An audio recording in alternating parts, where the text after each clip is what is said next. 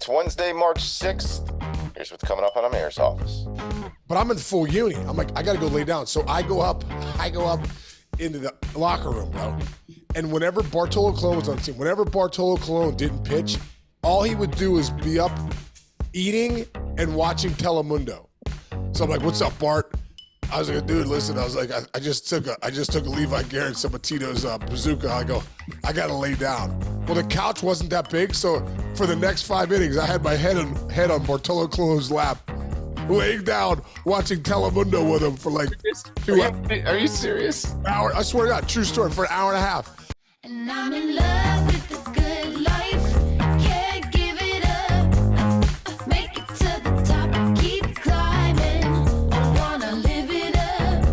The good life. I'm coming up. I'm coming up. The good life. Good life. Oh, good life. Good life.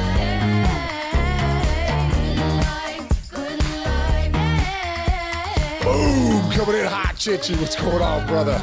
I forgot to charge my lights, guys. It's all right, dude. You know what I mean? You can't teach experience. You just got these lights. You know what I mean? They're just learning. You got to charge them. Yeah, I got to charge them and everything. I didn't. Whatever. Hey, you were Jake's first home opener? Kent State Yeah, home yesterday. oh, dude. They almost tell you the truth.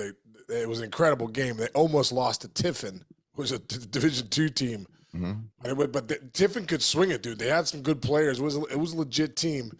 But dude, they were down 7-5 in ninth. Jake comes up, 2 outs, bases loaded. I'm like, oh boy, and he's kind of scuffling right now. So I'm like, oh man, it gets like 1-2 battles, foul ball. I mean, one ball almost hit him in the neck. He fouled it over their dugout. I was like, I don't even know why I hit that, But you could tell he was like, I'm not getting beat out front. I'm just gonna keep fighting. I think it was like a 9-pitch at bat, dude. He gets a walk, so he gets a ribby. Okay. Makes it 7-6. Then his buddy comes up afterward, Ripken Reese. What a cool name that is. Ripken Wow. Reese, named That's after a obviously the baseball Ripkins. Yeah, you got it. So he walks, and then my man Kyle Jackson, KJ, hits a freaking walk-off grand slam, dude. Oh man, that's so funny. We were just talking about what it feels like to hit a walk-off hit in the majors yesterday. And then you Walk-off grand slam. wow. The game started at 2, got rain delayed at 3. I sat in my car till 5 and listened to some podcasts Oh. while it poured. Game came back on, and then watched the game, and then the game ended at like 7:30. Oh. Went to dinner with Jake really quick. Went back and looked at his house. By the way, dude, I went to his like apartment, like house afterwards. Yeah. Bro, every room was clean. Kitchen was clean. Junior, Congratulations. dude, good job, Jake and your buddies, Ryan and yeah, Hey, Boobs I was a guy in college. and Ash. Oh, dude, me and Jay Adams were 2 of the biggest slobs in the country. Like, Oh, my you mom come was over to, terrified. dude, me, John Cunningham, Doug Buchanan, and my buddy Jay Adams lived together junior year, man. When I had, I broke my foot, so I was on crutches. My mom came to visit one weekend, and she was like, my mom was mortified. She was like, Shawnee, this is disgusting. Yeah. And John Cunningham, one of my best friends, he like started to cry to my mom. He's like, Mrs. Casey, he's like, because he's like a neat freak, and he just came into like a bunch of bums.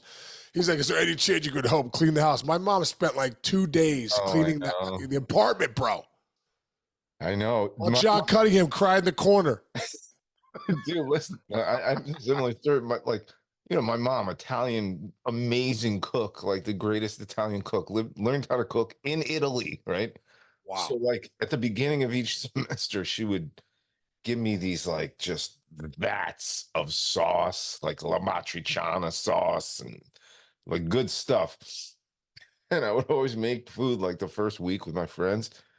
And this one year, I think it was my junior year, we cooked something in some big pot. And I just didn't feel like cleaning it, so I threw it in my freezer. Dude, my mom came like 2 months later.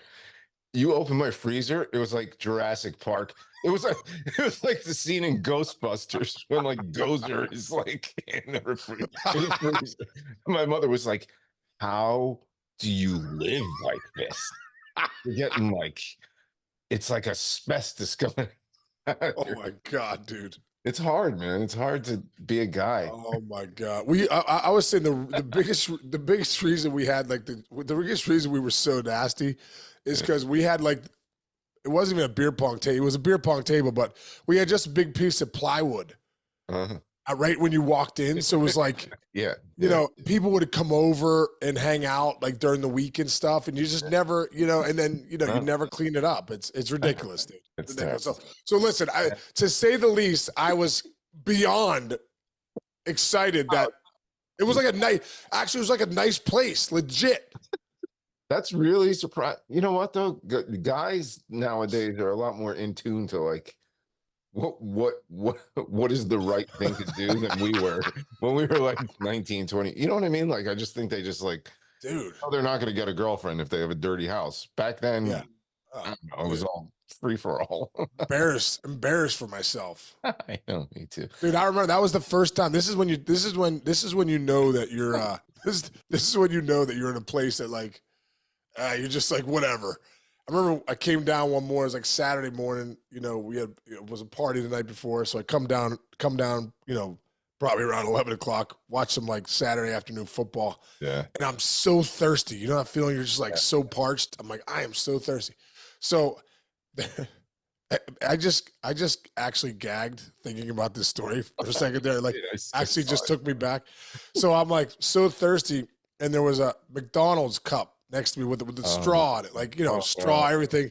And I was like, oh man, something to drink. And I felt like, obviously I was like in the desert. I was that thirsty. I'm like, oh man, it must be watered down ice. You know what I mean? I take it. No, don't tell me. I think I know what it is. I know you know what it is because you've done it before. Oh, Take no. a big sip. It's somebody's spittoon. I knew it, dude. Bro, I'm gagging right now because I did swallow. I did swallow it. I did that once too. I did that once. And I think I threw up right after I swallowed it, and I threw up. It was unbelievably disgusting, dude. Sprats on the water when I was in high school used to let into this bar at like 7. Me at like 18 years old, I looked like I was 9. I'm outing Sprats on the water on Long Island. From 9 p.m. till 10 p.m., they had nickel gin and tonics, which is just also a horrible idea for any human. And so me and my friends would get nickel gin and tonics. Oh my God! God. Get there at 8:55 and just buy 40, 50. The high end gin, right? Yeah, exactly. It was like basically sock sweat. Dude, I had one of those nights where I overserved myself. I go to grab a drink and I just chugged the whole thing, and it was, dude, I know what you're talking about. It was a spittoon. I threw up for like 3 straight days, and the worst part was it was a combo of dip and tonic water. Oh, I know. Oh man. All right, we got to move on for this. We're making people. Nobody's classic listening to this during like dinner. Classic. Hey, you. Oh, dude, we'll have to go down the road. I got one more quick story because it's worth it. Love it. So, dude, looking back, obviously we didn't, how you look back and you're a baseball player, so you want to dip. Yeah, all the guys are dipping. You want, you're supposed to do makes you hit. Yeah, you're supposed to do. And I must admit, every player that I ever played with that dipped wishes they didn't. I must admit, I agree with that. I would watch Dustin Pedroia take a huge thing of peach skull and just put it in his mouth like almost a whole tin. And I'm like, bro. He's like, I wish I never started this, but I can't. I gotta go rake. I gotta go get 3 hits. I'm like, all right, keep it going. So, dude, remember in 8th grade, and with Grant Jackson, a couple other guys, Tim McGarvey, we're like, all right, we're gonna start dipping. So we do hawking. Well, dude, guys could eat hawking. It's so light. Yeah, I ended up throwing up, whatever. So anyway, at this point in my life, I'm 6 for 6 throw ups. Right? I've done beach nut, not long too. They're usually in there 30 seconds and I'm done. I must have been allergic or something. Mm-hmm. So it's my last year in the big leagues, dude. I'm like, I'm on the DL. We're in Boston. I'm on the bench with Coco Crisp and Johnny Lester. And every day I'm watching Terry Francona chew three pieces of bubble gum, take his Levi Garrett dipped into some Kahlua, wraps it up, puts it in. It looks kind of good. He's spitting, Tito's not the healthiest dude around, so I'm like, maybe that's not the best habit ever. So sure enough, bro, I'm like, I'd say to Lester, I go, Johnny, it's me, Coco, and Lester. I'm like, hey, fellas, I'm like, how long I want to do one of Tito's dips. I mean, I'm 6 for 6 pukes since 8th grade. I go, this is my last year. I got to see if one time I could, I just want to sit and watch a game with a dip. And they're like, bro, Johnny Lester's like, Case, you got at least 4 innings. I'm like, you think I got 4 innings? He goes, yeah, that's easy. That's easy what he's doing. All right, cool. So bam, I 2 pieces of bazooka. I get some of Tito's. I go, Tito, let me get a little bit of this. He goes, yeah, no problem, Case. I go over to Tito's stash, grab a little freaking leaf. I think it was Levi Garrett with the Kahlua in there. Yeah. I put it in, wrap it up, bro. I'm like, and I actually thought I was like back in 8th grade. I'm like, man, I actually feel cool. Like I actually feel cool. Yeah. So like during the game, I'm spitting, bro. Chinch, I'm not gonna lie to you, dude. Not 4 innings later. 4 minutes later, bro. Oh, it's the Green Monster starts going around, just starts moving. The Green Monster's now in right field. I'm like, how'd the Green Monster get to right? That's what I'm thinking. Dude, swear to God. And I'm like, oh, dude, I look at John Lester and Coco. I go, listen, boys. I go, this hasn't ever worked out for me. Turns out it's not going to be 4 innings. So I take it out. I throw it down, dude. I'm under the water thing. And all I can think about is I got to get this out of my system. Like, I don't want to feel like I have to throw up, right? So I'm guzzling the water, spitting out. Dude, it's like the 4th inning. I'm have that sweat. I'm in the dugout sweating profusely. I'm like, oh, this is such a bad idea. So what do? It's an incredible story. I'm like, I got to go lay down. Like, obviously I'm on the DL, so that's good. Like, I'm not going to play, but I'm in full uni. I'm like, I got to go lay down. So I go up into the locker room, bro. And whenever Bartolo Colon was on the team, whenever Bartolo Colon didn't pitch, all he would do is be up eating and watching Telemundo, right? The Spanish network or whatever. So I'm like, Spanish television. So I'm like, I go up there, bro, and he's on the couch. So I came up with Bartolo too. So we've known each other since we were like 20 years old. So I'm like, what's up, Bart? I was like, dude, listen, I was like, I just took a Levi Garrett, some of Tito's bazooka. I go, I got to lay down. Well, the couch wasn't that big. So for the next 5 innings, I had my head on Bartolo Colon's lap, laying down, watching Telemundo with him for like 2 hours. Are you serious? Hour, I swear to God, true story, for an hour and a half. And I was literally, I battled. I didn't end up throwing up. I had a few gags, but I end up grinding through with Bartolo. And the game ended. You're cuddling. I cuddled Bartolo Colon on the couch. Just while watching. While he's eating like a hero. No, he's eating. Yeah. The Gordo La Flaca and stuff. Dude, he's crushing rice beans and some beefsteak while I'm cuddled up next to Bartolo. And I watched 2 hours of Telemundo, bro. 2 hours. I don't know Spanish. All I did was watch a Spanish soap opera for 4 hours while Bartolo was like, this is an incredible show. And he kept saying, in case you all right? I'm like, no, I'm not all right. Anyway, bro, the game ended. I can't believe it. I'd never forget. I get up, I'm green. It was the first time I ever slapped high five in the clubhouse. So the guys come up. Usually it's only the starting pitcher or Bartolo Colon who's watching Telemundo for 2 hours. Yeah. Next they come up, slap high fives, get dressed, go home, out cold. Slept it off, dude. But 7 for 7. Don't do that, folks. Honestly, don't get into it. It's gross. First of all, it's gross.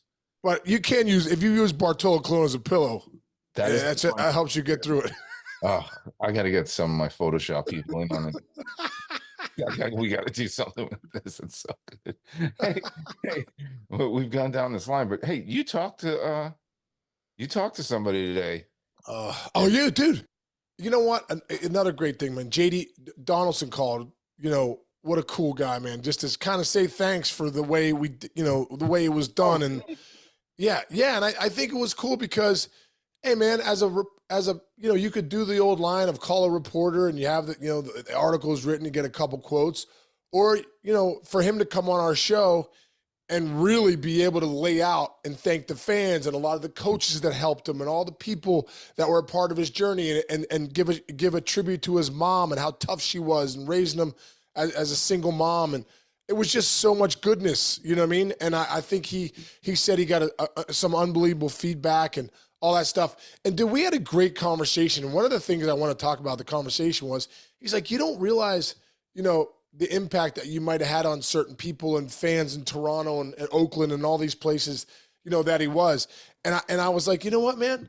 I go, there's so many people out there as a baseball player and as a good player, as somebody like Josh Donaldson, that you impacted, you'll never have any idea. Like that son, the son and the father-daughter or whatever, the family go to a game. They can only afford to go to one game in Toronto, and Josh Donaldson hits a 3-run walk-off homer. You don't think that they feel good? They feel like winners.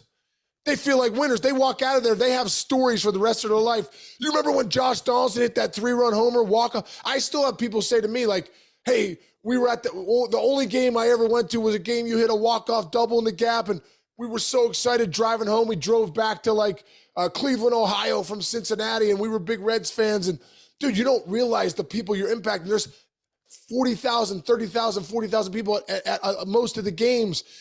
If you're doing something big, you don't realize it because it's part of your profession. But these people pay their hard-earned money to go to maybe 1 or 2 games a year. If you do something, you've impacted them emotionally for the rest of their life. And when you retire, people come out and say, hey, man, thanks so much. That's incredible. You know what I mean? Like, Yeah. it's just, I think that's awesome. I think we forget about that, the human aspect of this game. And I think JD even told me, he's like, you know, Case, the last couple of years weren't the best years for me. I didn't play up to my billing. He even said it on our show, you know, those years in New York. And he's like, he got booed a lot there. And, as a person, you feel like, oh man, this is how people are going to remember me. It's not true, man. People remember the MVP. People remember the guy that gave them some great memories. And I just think that's a good thing to remember, that this game would be nothing without the fans. No. Nothing. Because the fans are looking for experiences. They want to be entertained by the talent of the players.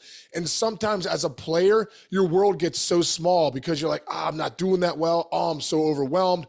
Oh, I'm having so much failure. And you forget, like, when you take the field, people are there to see your abilities. And when you do something good, even in New York, when you hit that walk-off grand slam in 2022, like, dude, people that were at that game are going to remember that.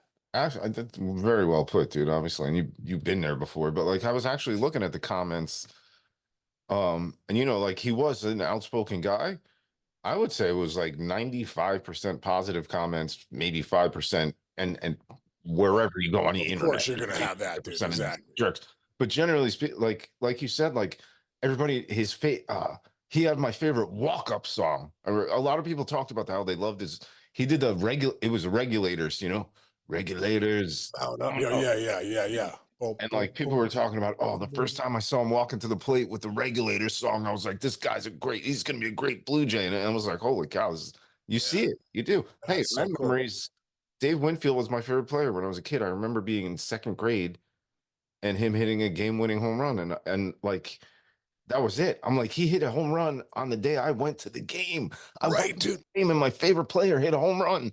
And like, and you matter. No, for yesterday. Like it was and for whatever reason, Chinch, like I know you probably felt like you had a part of it. Like I was a good luck charm. Yeah. No, seriously. Like, I mean, how many times do we say every game I go to, hey, when I go to Reds games, they're 11-0. Yeah. My mom's or my dad's mom, my Nanny Mildred, took to her grave every single Yankee game she ever went to. Joe DiMaggio hit a home run. What? That's awesome. Oh, Your cool. grandmother? Yeah, my dad's mom. Every so single cool. game she went to, he hit a home run. Now he hit a lot of them, but that's incredible. That's cool. incredible, dude. I got another really quick.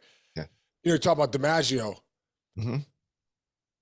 My neighbor growing up, Mr. Appel, he's the greatest guy ever. He used to fly the flag out for July 4th, and he put it up 2 days early for my birthday. So I thought it was the biggest thing ever. Mr. Appel would be like, Sean, we're flying the flag for you. I think he was in World War II. Just a great guy. Loved baseball too. When I got to the big leagues, I used to go over to his house and sit with him sometime. He loved it, right?